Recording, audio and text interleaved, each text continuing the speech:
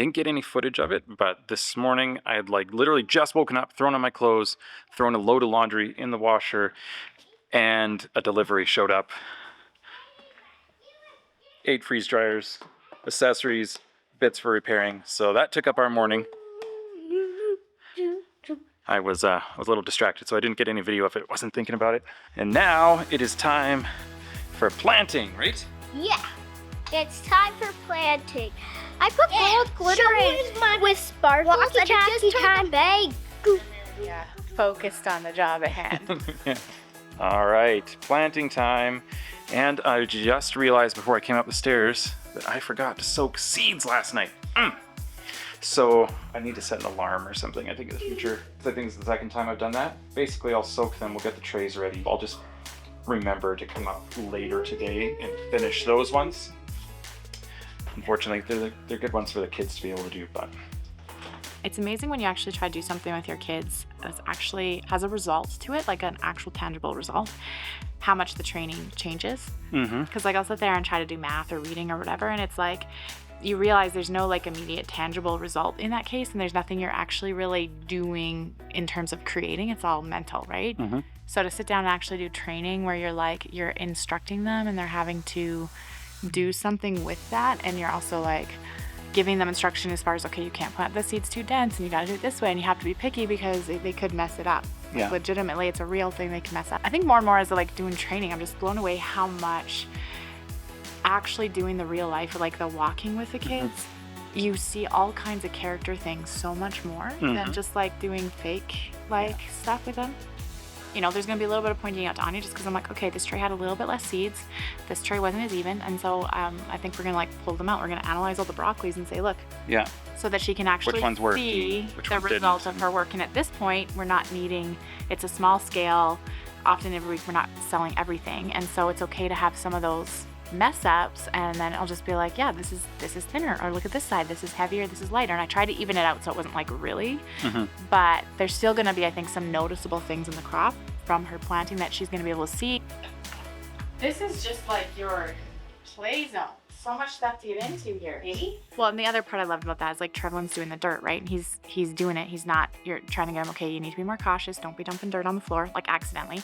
But then Anya's going around trying to water, and she's like, there's dirt everywhere and it's getting on my feet and I need to clean it. So she's complaining about it because her brother is dropping dirt on the floor. So like, see, this is why we need to keep the dirt in.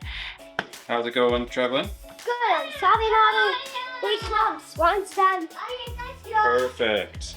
And then later it's like, you know, Trevlin's trying to spray down the trays, and he keeps like trying to get the ones at the far end of the table. So he's like spraying the table instead of the actual trays.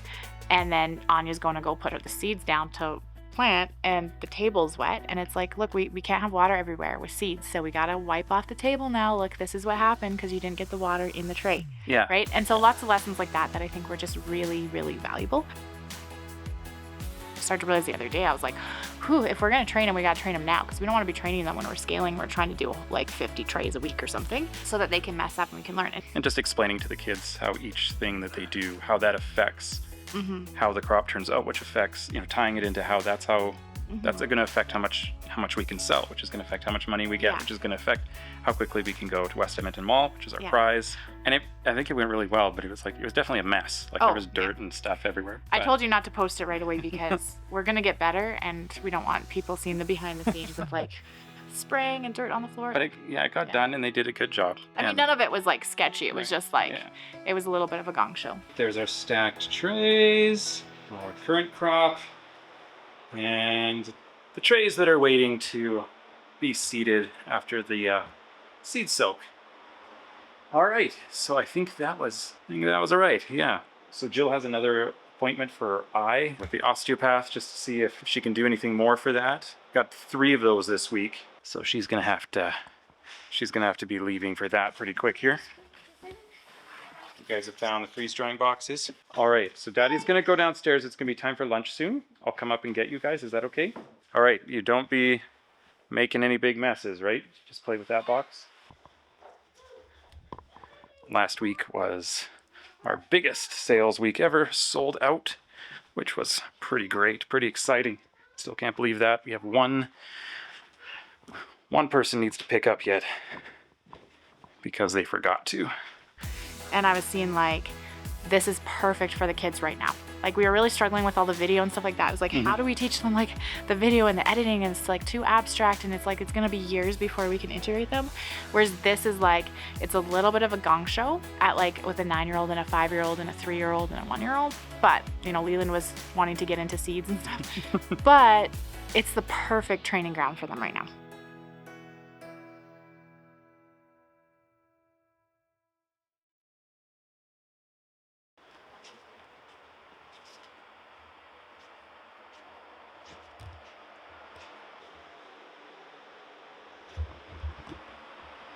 It is now the evening, and we're tired. To be honest, the afternoon didn't go so well. It all just kind of fell apart.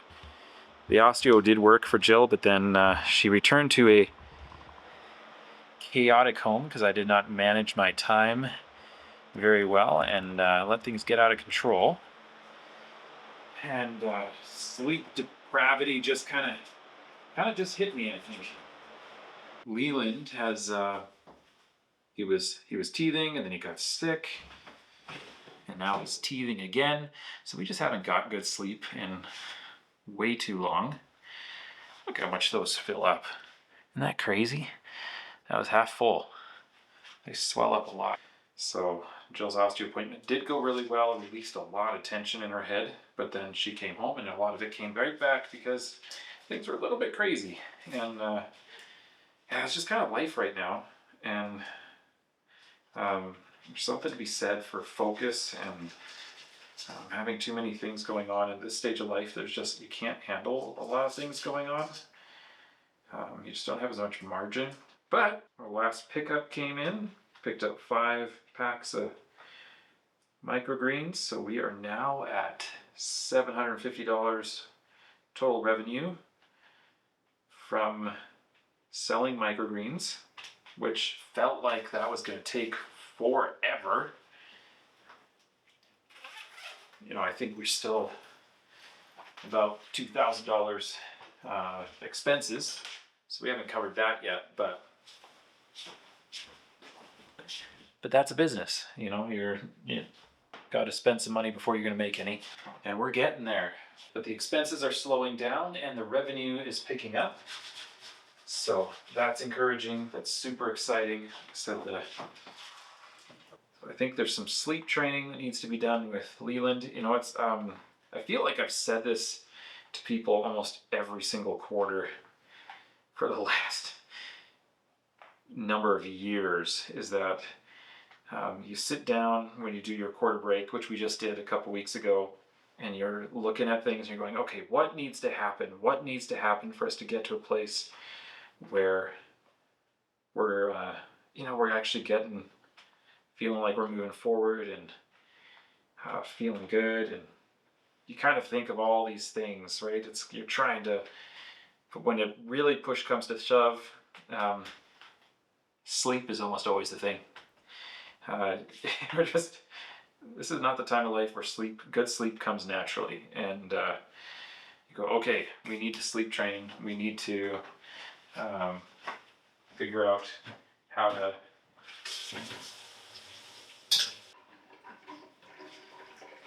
And it's not like we never do sleep well. It's just that it seems about every quarter things get derailed somewhere significantly, and we got to regroup. You know, some kids get sick, or you end up with teething like we have now, or a new baby, or you know, something happens, and sleep kind of crashes. So, and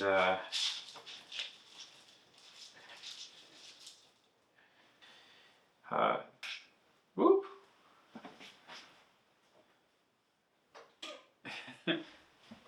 Timer just went. And the plants are going to sleep. So tells you what time it is, I guess. We had a new book come in called Bell Mountain, which is a book I really appreciated many years ago. A good kid's story. And about faith and about living like God is actually real, he's actually moving, but in a world where people don't believe that kind of thing.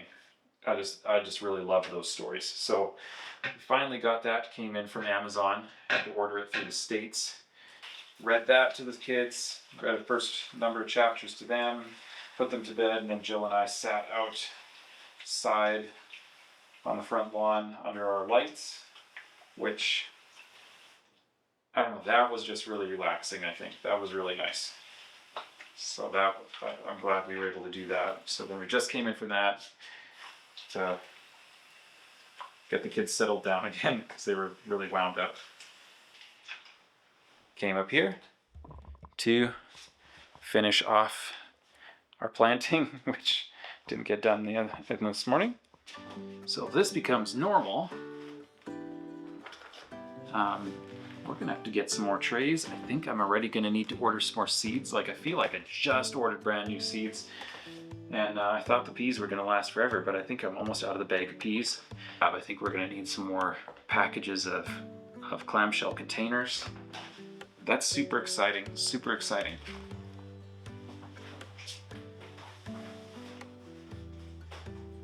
Be at a point where you got all that growing, all that down there germinating.